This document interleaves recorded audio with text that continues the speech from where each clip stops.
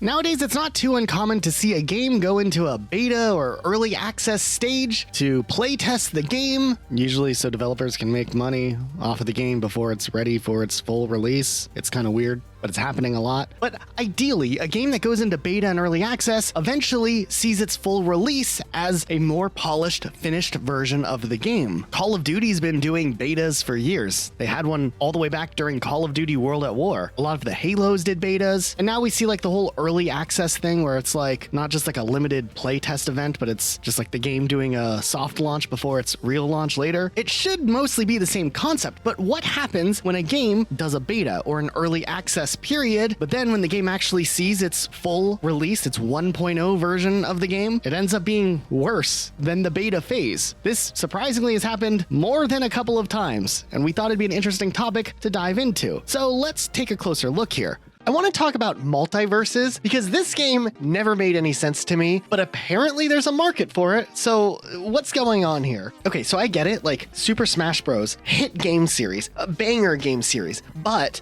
there's an issue, right? It's only on Nintendo consoles. So everyone else who looks at this genre is like, hey, that's kind of neat. Like, what are they supposed to play? The Sony All-Star game from back in the day? No. There's been a couple of attempts to make a game that's similar in vein to Super Smash Bros. There's like a Luke, what's it called? You know what it's called. Brawlhalla. I remembered, I didn't need Luke. There was like some Nickelodeon one or whatever. But when MultiVersus got announced, I thought that this one seemed, weirdly enough, the strangest. Because it doesn't seem like a culmination of like a bunch of characters in a related universe coming together to fight it out. Like Super Smash Bros. Originally, it was like all of the Nintendo characters. And then it was a big deal when Sonic and Snake were added. And slowly more characters outside of the scope of Nintendo would make their way, but usually there was some sort of like specialness as to why they were there. I mean, even the Nickelodeon Smash Bros. Knockoff, it was like Nickelodeon characters. It made sense. With WB MultiVersus, the trailer felt weird. It doesn't feel like they're pulling from one select connected IP source. It was more just like, hey, look, we actually can get the rights to these characters or utilize the rights that we already have to these characters. So just put them in. I don't know. I mean, I get Bugs Bunny, right? Okay. I mean, Looney Tunes is big under WB, and even using DC characters, that's cool. But man, when they threw like Arya Stark out there, I couldn't have been the only one who's like, all right, they just threw some random Game of Thrones character in. I mean, over time they added Agent Smith from The Matrix. Like, okay. I mean, LeBron James is a character, and then they got characters like from Rick and Morty or Tom and Jerry. You know, part of it almost feels like a perfect like Cartoon Network themed Smash Bros, but like with these random curveballs thrown in there, I guess. It just felt like weird in like the usage here. It didn't make them feel special. It made them all feel affordable. I don't know if that makes sense, but if that makes sense to anybody, let me know. But this game was really weird because it launched in like a beta, and then they did like an early access period for the game starting July 19th, 2022. And the game was hugely popular. Not only were championship series that were kind of a big deal, like newcomers were watching obviously with this new game, but the game going into open beta kind of served as a soft launch for the game. So a lot of people were like, oh damn, like this game's out, you can watch it, you can play it, you don't have to spend money, and then, you know, stuff will come down the road, cosmetics and characters and stuff, and maybe you have to buy those, but whatever. Like, this is cool, and it's like tight, and the gameplay feels pretty good, and the game was really doing well right off of its launch, like really well. I also want to point out that the development studio actually said prior to the game opening in open beta, they said that MultiVersus hits open beta on July 26th, and then we're here to stay. And then they changed their mind because after the game had been out for a little while, they decided to remove the game access from everyone and put the game into like a closed period, and then they would relaunch the game with season 1 as like a part of its full launch. Interestingly enough, they decided to rebuild the game in Unreal Engine 5 instead of Unreal Engine 4 to have potentially a better netcode, and I think this decision really affected the game because they could not get the game back to the state that it was with the old engine by the time they wanted to relaunch the game with the new engine, which meant the game wasn't as good as it was when it was in its early access stage. Okay, when the game was in early access, it was, I guess, fun. Gameplay-wise, the combat was tight, it was responsive. People were like, man, this game feels crunchy, but in like a good way. And of course, at launch, the game had the novelty of it being a brand new game working for it. So it just felt like the fact that you could like watch this game that was hype, you could play the game and it was hype. It was just a lot of things working out for it. But then after the game's hype train kind of slowed down, instead of new content being added to the game being taken away altogether was weird. And then when the game came back, it didn't come back nearly as strong as it was when it first came out into early access, obviously. Now, I'll be honest, when it comes to the technicalities as to what changed between the early access and the launch version of the game as a filthy casual, I don't know. I'm looking at this post on Reddit by someone who deleted their account after posting it, and I don't know what some of these words even mean. Like, there's no more grounded neutral air. Damn. Actually, let's just like look at this post here, because I think that for people who do care, I mean, it's interesting, even if you don't know what any of this means. But compared to the beta period of the game and the launch period of the game, a lot of things are taken out. Like the camera zoom's all messed up, like it zooms in too much. There's no leaderboard. There's no after battle report. You can't see who accepted and declined a rematch. How do these little features get cut? I mean, I know you're changing engines, but like, how do you like miss features that you had in the previous one off of the checklist? There was no co-op versus AI mode. There was no offline play.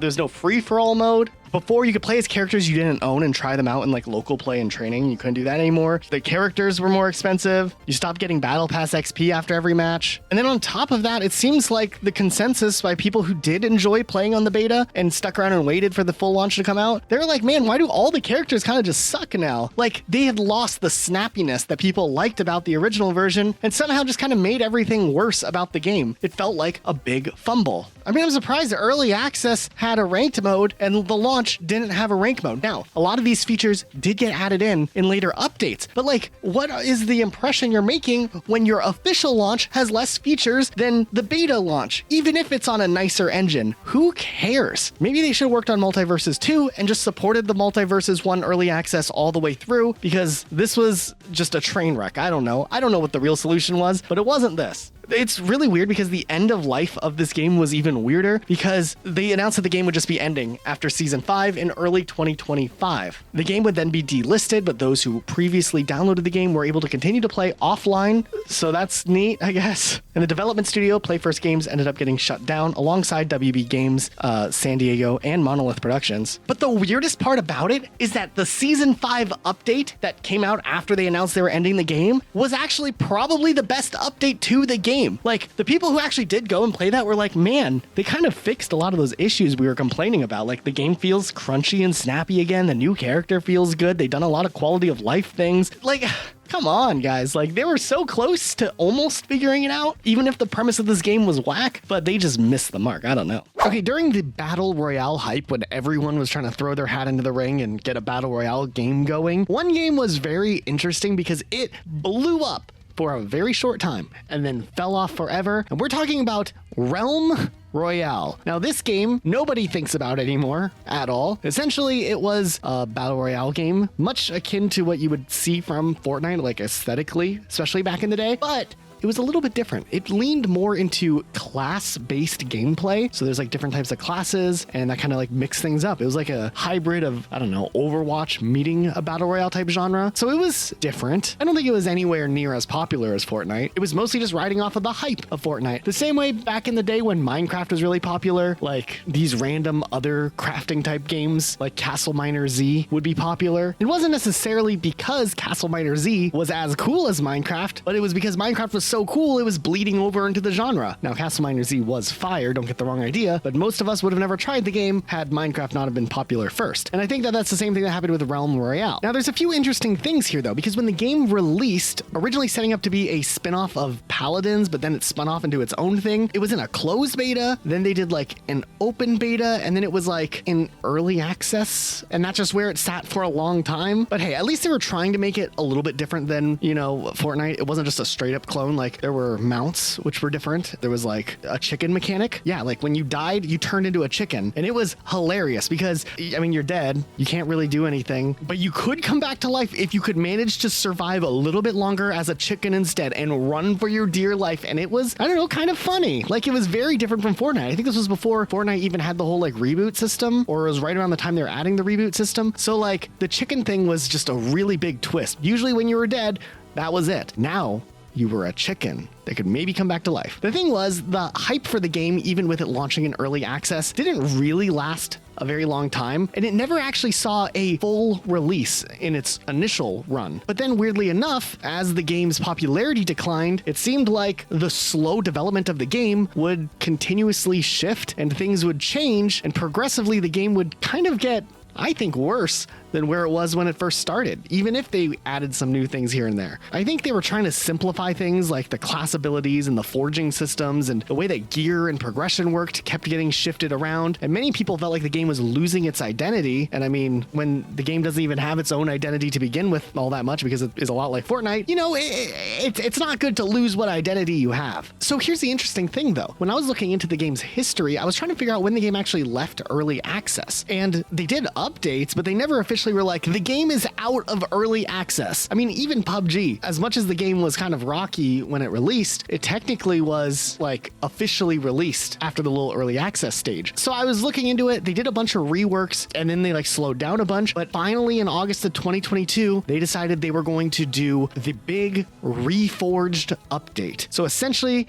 this was advertised as a relaunch to the game. And this, even though it was all the way in 2022, was essentially the official big launch to the game. So even though they didn't say like, oh, look, the game's actually leaving early access, this was the time where like the game was no longer classified in an early access state, I guess. But by the time Reforged happened, a lot of the damage was done, because Reforged was an attempt to restore some of the original feel and magic that the OG game had in the early stages, which just shows how much the game had changed. But then by the time Reforged launched, it still wasn't the same game that it originally was. Like the engineer class, while it might not have been the most balanced thing or the most fun thing, still never was like put in the same way that it was. That was gone as of 2018. There was a lot of like passive bonuses that you could have, where like a class had these like passive things like regen cooldowns and stuff. In Reforged, they added abilities back, but it wasn't like the same passive system. There also was like a talent tree loadout progression system that they used to have, but that ended up getting replaced in Reforged for like a customizable type playstyle thing. There was even like an armor upgrade thing where you had different like tiers you could upgrade your armor for, but then that got replaced with like a rarity tier, more like what you would see in Fortnite, I guess. And then the mounts that you had, which was a big part of the game, had actual different speeds for how quickly you could jump on the mount in the early version based on what class you were. However, by Reforged, all the speeds were standardized across the board, and my biggest complaint by far is the amount of damage that they did to that funny chicken system that they had. The one thing they had going for it. Over time, after the initial early access stage, they kept updating things. They did like a whole chicken attack update where they gave the chickens offensive capabilities, so they could like melee by pecking other players, and they could do like a charge dash type thing. And then they also got like a double jump, which gave them more mobility, which made it harder to finish off players if you had already killed them. And this defeated the whole purpose. The purpose of the chicken thing wasn't necessarily like you get a guarantee escape because you're a chicken. It was supposed to just be like a funny like 1 in 20 chance that you can survive as a chicken miraculously. Maybe you get killed from far away, but if they come up to you, like, it's over. But now they were doing this thing where like the chickens were faster than the player and they had way too much health. The chickens could jump way too high. Like, what is going on here? A lot of the community hated this. So they then decided they were going to fix it by reducing the amount of time you could have as a chicken. And then Reforged had like a super nerfed version of the chicken thing. It was just kind of a mess. I don't know. I'm talking so much about this game that literally nobody cares about, but you guys have to see where I'm coming from. And I know the few people that played this probably to an extent agree with me that the game, while it wasn't necessarily the most original thing, had a little fun spark at the beginning that was like put out, and then they tried to fix it, and then they put it out again by the time that it had the big Reforged launch in 2022. And then after that, like, that was probably a waste of time. I don't know why they even did that, because who continued playing this game? Is it even still around? Like, can you still play it now? You know, it's never good when you Google search Realm Royale and the little like Google thing that shows Wikipedia says Realm Royale was a free-to-play third-person shooter battle royale. The game shut down earlier this year in February. Maybe we did know that, but I had forgotten about this game because I don't think about Realm Royale on a pretty regular basis, to be honest. Let's think about the year 2017. You thinking about it? Because the next game we're talking about technically came out in 2017. Try to figure out which one it is, but let's just set the stage real quick, because an early game that's doing well and has an active community is kind of like lightning in a bottle. You don't want to mess with it because you'll electrocute yourself. I don't think that's how the saying goes, but we're just going to go with it. For reference, Luke and I started Rocket Sloth in 2017. And when we started Rocket Sloth, we weren't actually friends. Like, we didn't really know each other. Luke responded to like a post I made about wanting to work with like other small YouTubers. And from there, we started planning and working on what would then become Rocket Sloth. But when we weren't working on Rocket Sloth, we would try to play games, kind of get to know each other when like the time zones lined up. At the time, I was in college and Luke was still in Germany. What were you doing, Luke? Also in college. Oh, okay.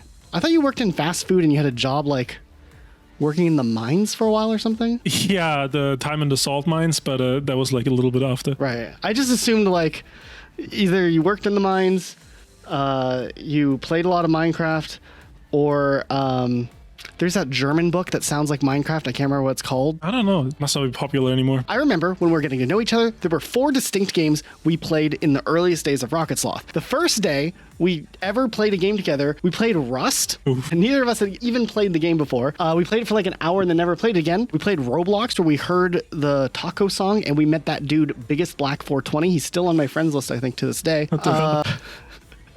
We played Rainbow Six Siege, Operation Health, Wild Times, and finally, we played PlayerUnknown's Battlegrounds, which is the game specifically we're talking about. And while I know some people will disagree with me, I have a very strong case for why I felt like the game was best in its late summer phase of 2017 when it released in early access, when it was still a game you had to pay money for, before Fortnite was even a thing. I feel like that period of time was incredibly special for PUBG, one that feeling of specialness it would eventually lose as time went on and as the game reached its official launch later that year. I do have to say, I think the game was better too. There was a point where it like definitely fell off. I think that was like shortly after the second map released. And mind you, just the fact that you're saying that without you being the person to research this game for this video, the second map, didn't that launch with the official launch of the game? The first map was during the early access phase, and the game launched when the second map came out. So you're onto something, because I think the game was special when it just had the one map.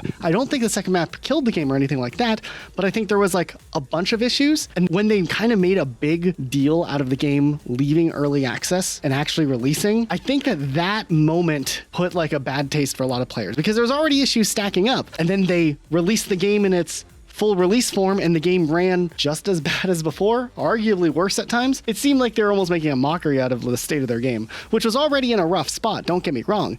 PUBG in the early days was not stable at all. You could have the best hardware and the game would still struggle to hit 50 frames per second. That was just kind of part of the experience. And I remember everyone trying to change their settings, and some people rumored to have like 60, 70 frames per second. I don't know if they were telling the truth. Eventually things did get better, but like during the prime popularity jump that game had in the earliest days, it was definitely a little of a shaky game experience. But I do remember a lot of interesting things.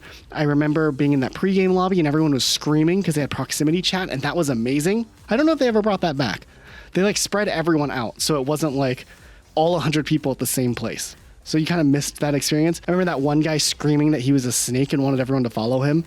And then there was that huge line of snakes or people crawling on the ground. Yeah, it's like the human centipede. It was just like the little things you experienced. There was always like someone trying to scream something at the beginning of the game. You always had to like lower your volume when you're getting started. I would turn it up. As you should. Do you remember though, the biggest thing that I think maybe also degraded the quality of the community was when they didn't region lock different servers and the game became explosively popular in China, which then meant a ton of Chinese players bled over into North American servers who were just like trying to find some Americans that were probably worse at the game to kill. It definitely changed the vibe because there were so many people in China playing the game and bleeding over into North American servers that if you were just random queuing up with people, there's a good chance most of your team didn't speak English or not speak at all. And then on top of that, China is notorious for having a pretty big hacking issue, right? Yeah, I mean, like, that actually is another thing. They did introduce, like, kill cams, and that meant we saw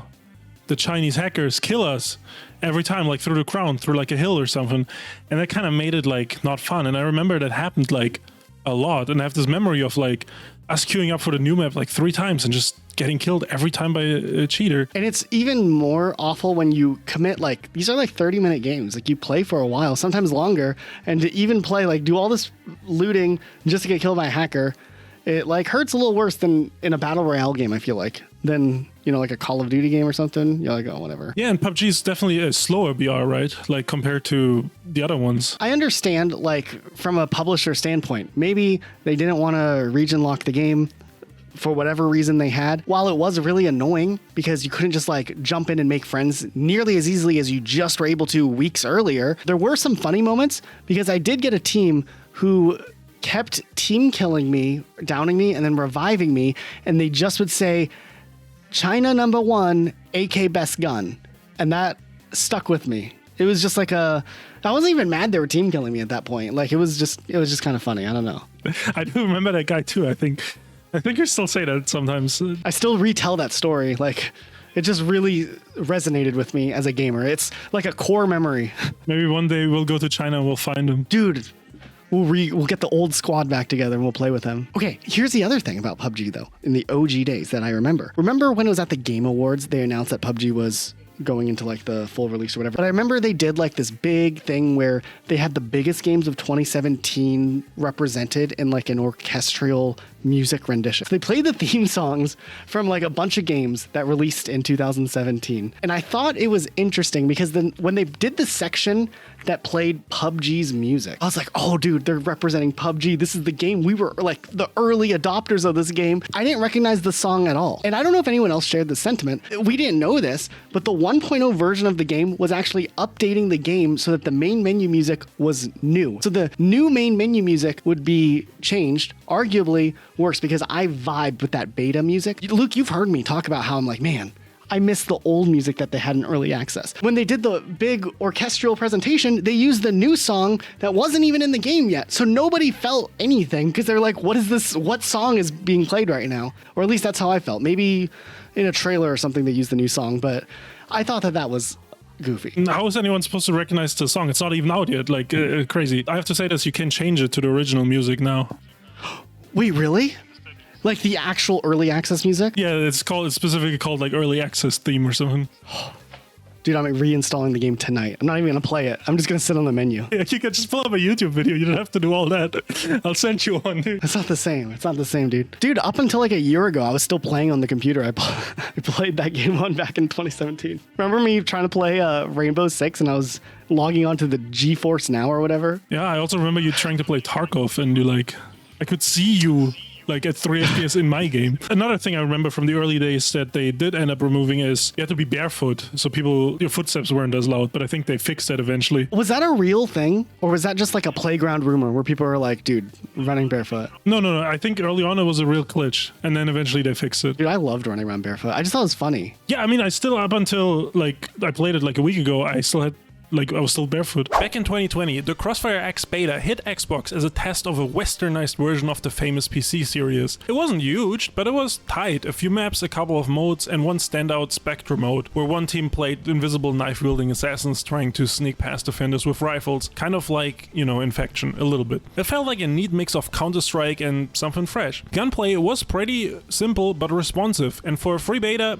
expectations were low, and players just wanted a smooth 4-on-4 shooter. And that's what they got with this beta. Me and Elijah played this beta back in the day, and it was pretty okay. But fast forward to February 2022, Crossfire X finally launches, and immediately everything about the game is broken. The aiming system, literally the one thing a shooter must get right, was busted. Aim down sights didn't track correctly, there was weird input lag, random acceleration, and no proper sensitivity sliders. Players who remembered the beta instantly noticed how it felt worse. Even the developers had to post a day one apology promising fixes. Then there was also a lot of confusion. Remedy had 2 single-player campaigns, Operation Catalyst and Operation Spectre. They made them specifically for Crossfire X. One was supposed to be free for Game Pass users, but on day 1, people couldn't even access the one they were supposed to have. Nobody understood what was free, what was paid, or what Crossfire X was trying to be. Meanwhile, the multiplayer content hadn't really grown since the beta. It was the same handful of maps, the same modes, but now, obviously, it's supposed to be the full version, so expectations were higher. And quickly, that led to a lot of frustration with people that were looking forward to the full release of the game after playing the beta. Here's the thing thing. In the beta, everybody knew it was just a test. You know, small content, a few bugs, there was no problem. It was just supposed to show some promise of a game that's coming. At launch, the same amount of content looks like an absolute failure. It had been 2 years since the beta, and basically there was nothing that got done on this game. There was nothing new and nothing improved. It was just a version of Crossfire X that played worse than the beta from 2 years earlier. This was not a good launch at all. And Crossfire X's reputation never recovered from this. Even after patches, the player base vanished within months, and by May 2023, the servers were gone for good. It was one of the shortest life cycles of any big budget shooter of this generation, and the tragedy is caused by a simple thing: the fact that the beta was better than the actual release of the game. Now, you guys know that Luke and I at Rocket Sloth are not afraid to dunk on Halo 5 Guardians every chance that we get. I mean, I don't know, the story was pretty atrocious. But interestingly enough, Halo 5's multiplayer, while I think Halo 5 in general was just in a bad spot for Halo, there were times and sections of the multiplayer that were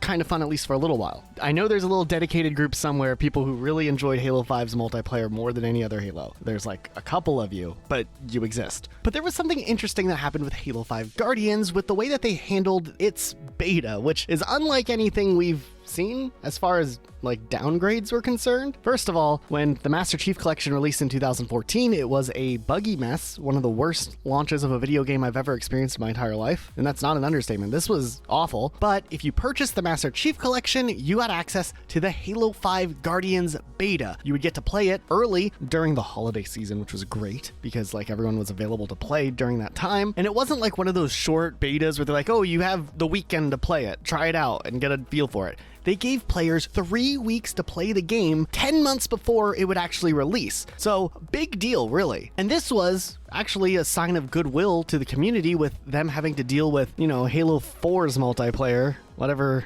was going on here, and then the Master Chief Collection not working. Finally, a win for Halo fans. We got to play Halo 5 Guardians, and the multiplayer first impressions were actually pretty good because they didn't do the whole loadout thing that they did with Halo 4, so that was a step in the right direction. I think a lot of people agree that Halo 5's multiplayer was at least better than Halo 4's multiplayer, and knowing the game was 10 months away from launch meant that whatever feedback the community came up with would likely be used in some way or another to make the game even better by launch. But here's the interesting thing. Halo 5 Guardians beta ran at 720p 60 frames per second, which while by today's standards might seem kind of low for resolution, this would have been the first new Halo game to have 60 frames per second for multiplayer, and it would have the same output resolution, or native resolution, that all the previous Halo games had on the Xbox 360. And mind you, while the game was internally rendering at 720, it was still outputting at 1080p. However, by the time that the game finally launched, the game wanted to target 1080p as the baseline, and to do this, it seemed like 343 and Microsoft made the decision to scale back the visual fidelity and lighting used in the game's engine so that a more consistent frame rate and higher resolution could be hit, but in turn it made the game look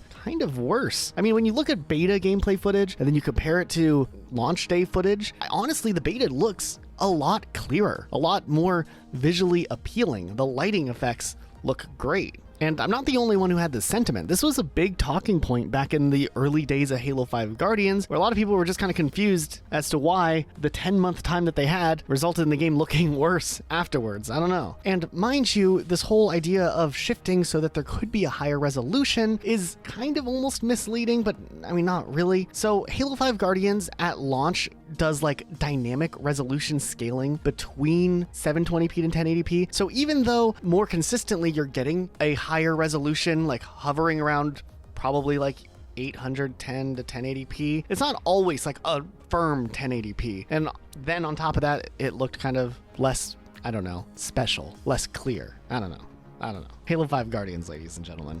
Also, they changed the main menu. Beta looked like this, and then they changed it at launch. I don't know, I kind of liked this one. This one's cool. The launch one is just like a ship in space and like really loud music that doesn't sound as nostalgic as the old stuff. Valve launched in February 2015 for PC, PlayStation 4 and Xbox One. This game got a ton of hype pre-release because it was developed by Turtle Rock, who are well known for making Left 4 Dead 1. And after they got acquired by Valve and spent some time with them, in 2010 they spun off from Valve and became an independent studio once again. And Evolve was their first game since they left Valve, so the expectation was pretty high. Upon launch, people didn't actually like the game though, and reviews and feedback from actual fans was pretty negative. Plus, there was a big controversy around the season pass and extra paid DLC monetization system for the game, with there being like a ton of day one DLC that wasn't included in the season pass, and a lot of this DLC seemed to have been planned pre-release, which was a big criticism for games back then, because people felt like it was content that should have been in the game. Commercially though, it was a success according to Take-Two, the publisher, who said they sold 2.5 million copies in the first 3 months and calling it a key long-term franchise. Over the first 3 months of the game though,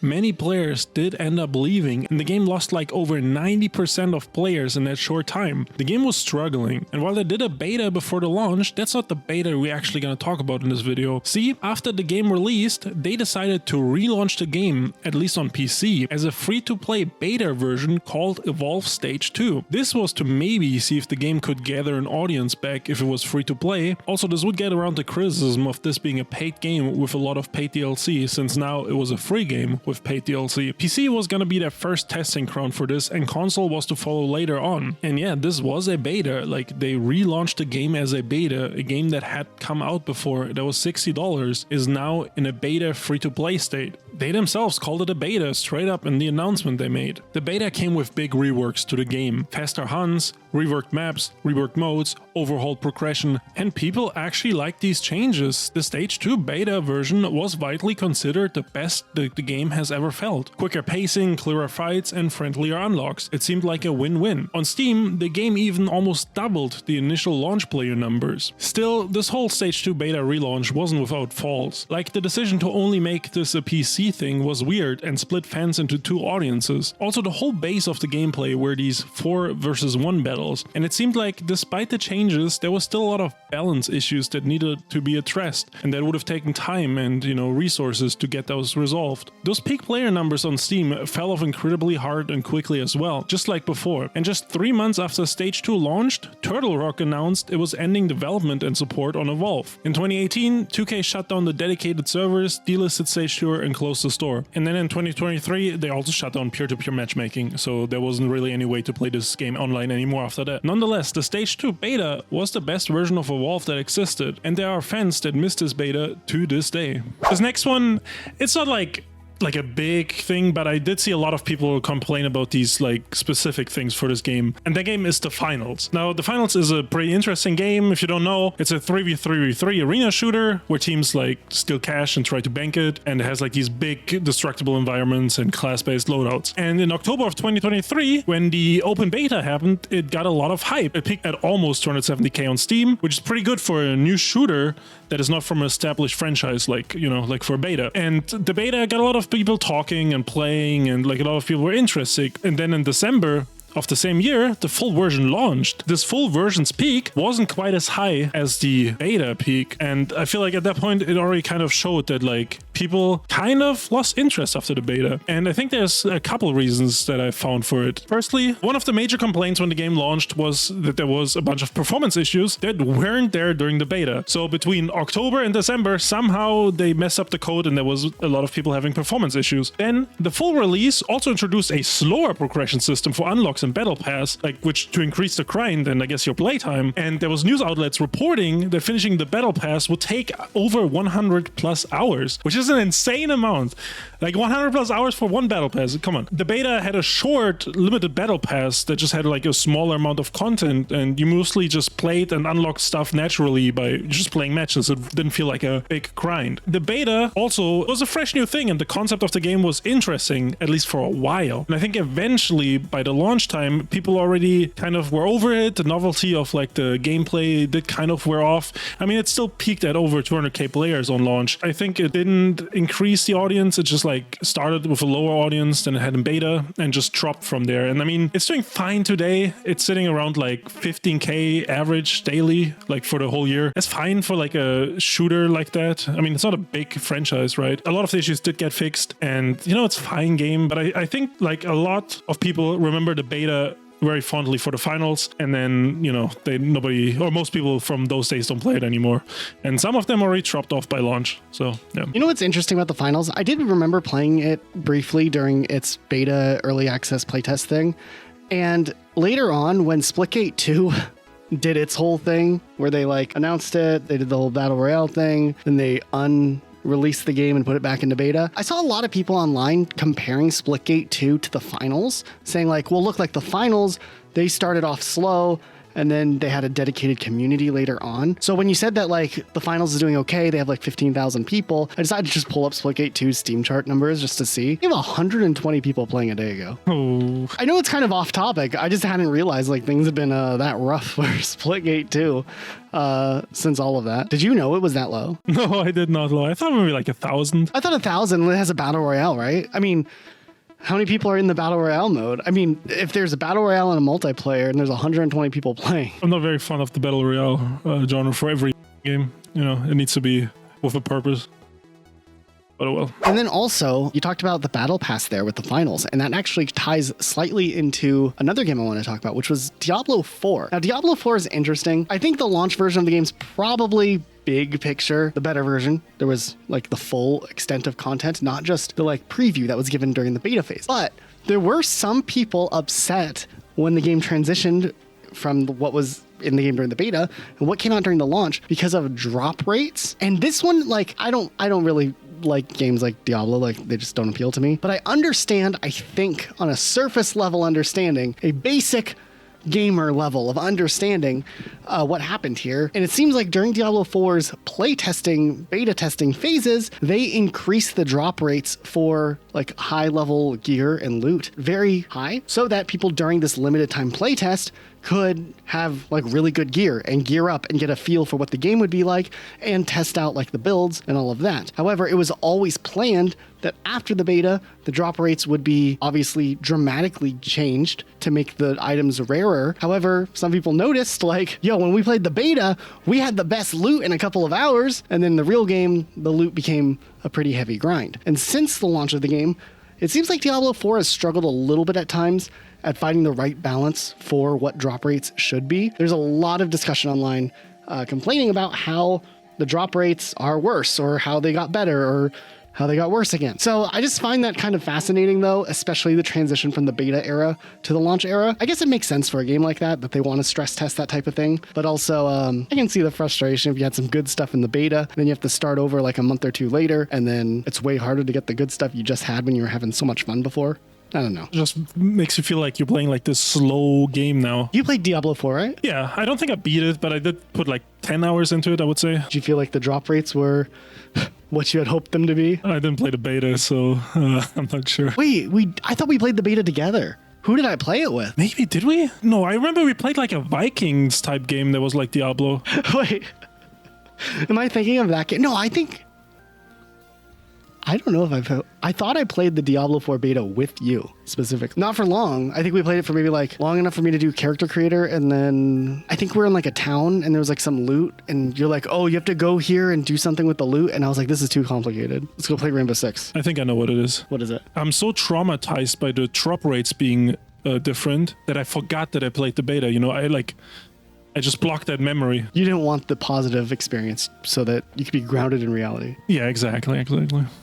Mind over matter. Back in the summer of 2014, Archeage ran multiple betas in the West that you could get into by buying a Founders Edition, or later on there was a free open beta. Early on, players were interested in the concept for this game because it was a player-driven sandbox MMO that was formed in a way where the community would decide how stuff in the game plays out. It was a huge focus on like economy and trading and crafting and making stuff. In the game, you could claim actual plots in the open world, like build houses, build farm, then you had to pay taxes, and it was like a real neighborhood thing, and like people were just like in the game, you know, like neighbors and stuff, and there was like friends rivals, like some people were like barons, like and there was thieves and criminals and stuff like that. And crafting and getting materials was like the basis of the game, since if you wanted new gear or a new house or wanted to build a ship, you had to like craft and gather in order to make money or trade, you know what I mean? And the whole economy was based on this trading system and the trade routes people established and the partnerships. We even went so far that like people who became thieves and started stealing stuff, they had a court system. Like there was like a prison point system. You went to prison if you committed too much crime. And then there was like judges and jury that were also like from the community. And this was very fresh at the start and people were like very interested in this game. And it sounds like an interesting concept. And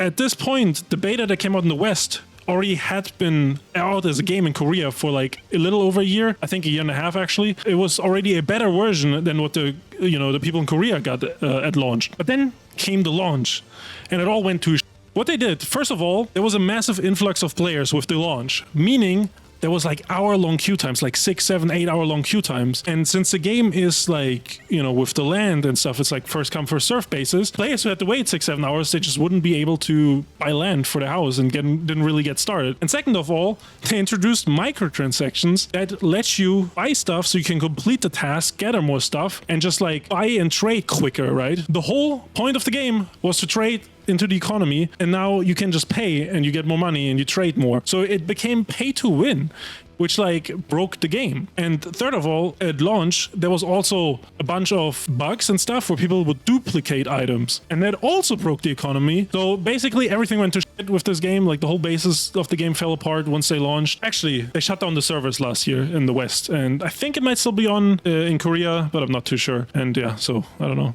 The game ended up being a failure, and any of the updates they tried didn't really work out. Oh yeah, dude. That's what I like to see. 3.8 on Metacritic. Woo. Oh, yeah. Okay, so this next one, kind of a throwaway one. Don't take it too seriously, but let's talk about Payday 3. Payday 3 is an interesting game in itself because I think universally when the game came out, and probably still, I feel like the sentiment is that Payday 3 just simply isn't as good as Payday 2. But what's really interesting is that Payday 3 at launch was actually not only not as good as Payday 2, but it wasn't even as good as the beta test period that they did a little bit earlier, because at least during the beta, the game worked. Payday 3 at launch had a ton of server issues and people couldn't connect. That's the whole takeaway here. I think it's really funny though, because our friend Cheeseburger was so excited to play Payday 3. And he got on launch day to play Payday 3. And now I look at his Xbox account and it says that he hasn't been online in 778 days. Last seen playing Payday 3. So something about Payday 3 made him just quit gaming altogether.